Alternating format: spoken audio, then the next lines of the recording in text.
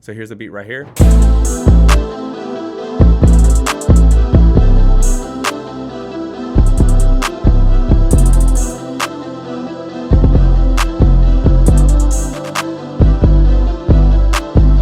So I know sometimes it can get a little complicated in order to make something dark but sound melodic at the same time. But honestly, when you combine those two together, it just sounds so good. Right off the back, I started with this staccato sound. It's called Ancient Staccato from Anna 2. And it goes like this.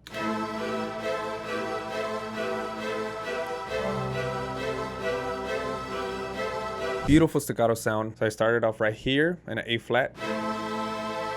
And what I did was going out, literally just going back and forth, going like this.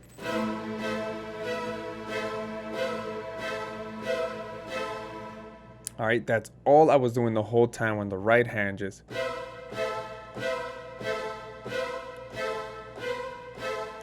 And then in the bass notes on the left hand, I was going like this. Then done this.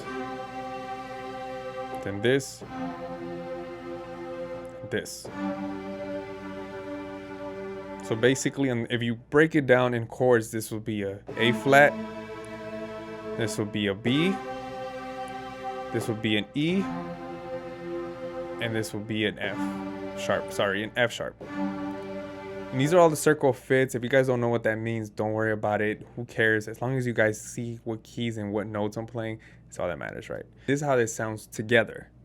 And I'm going to go really slow so you guys can actually see what I'm playing and implement that into your own beats.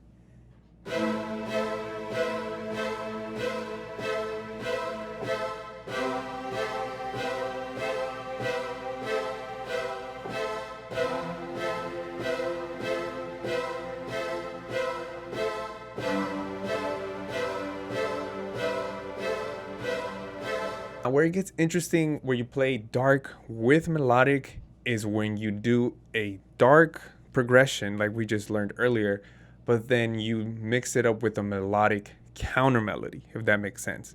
So this is a counter melody that I'm playing right here.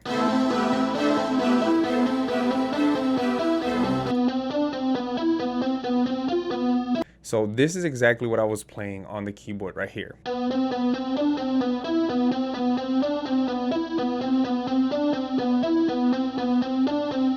Slower.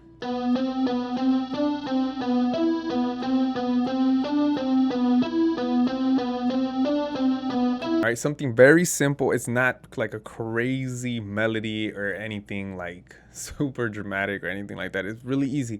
Now, the reason why it sounds and blends in so good with the first progression is because the bass notes.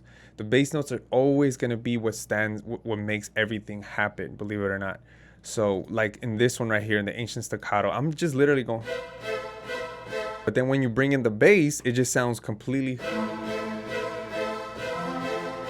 It changes the notes. So the bass is what carries most of the melodies most of the time, believe it or not. The last sound I used was this right here.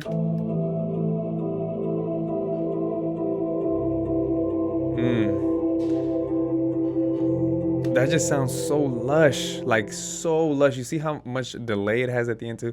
It just sounds so full already. Like you can leave that already just with an 808 by itself when the artist wants to come in.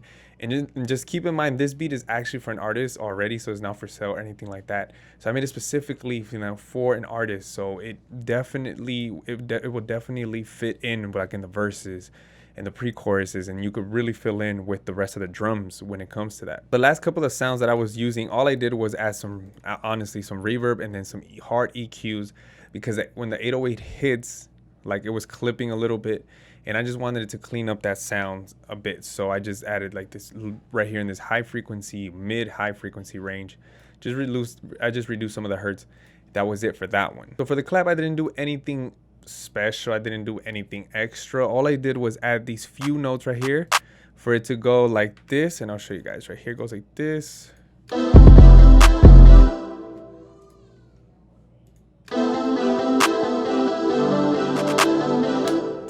It goes like that.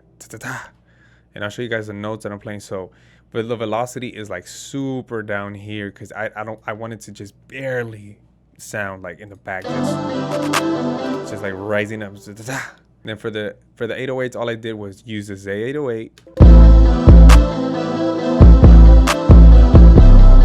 With a few tweaks, it's sounding clean. So with the Pro Q3, I added, of course, reduce some of the low end because I don't want it to be distorting like crazy and like in speakers, like in car speakers or anything like that. And I raised up some of the mid frequencies right here for like iPhones and Androids. People want to hear it. I did side chain this to like the whole mix because there's a lot of pads going on. So for the hi-hat, it got a little bit interesting in this beat. I use a lot of triplets. I love that sound right there. It sounds good, right? Like, and I gave the beat a lot of space. Like I could have put hi-hats everywhere if it could be like every other note, but I just wanted to give it space. So for these, I did your regular, 1/8 notes, 1/16 notes on these right here. And then I just added some triplets back and forth. And then, I don't know if you guys are interested in seeing how I really do every single hi-hat. I'm pretty sure a lot of you guys already know, like, okay, I know how to do hi-hats. Now, the last thing that added the cherry on top was this open hat right here, which I love. Hey.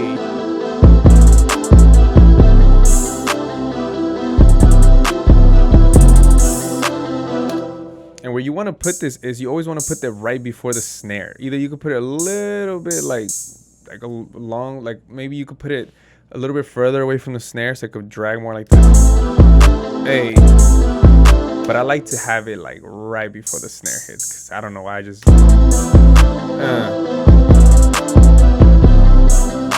It just gives it a little bit more bounce. You get what I'm saying? All right, guys, don't forget to give this video a thumbs up if you're liking this type of content. Don't forget to comment. What do you like to see next? And if you're not subscribed yet, what are you waiting for? Go ahead and hit that subscribe button. Until next time, stay blessed and stay positive. Peace.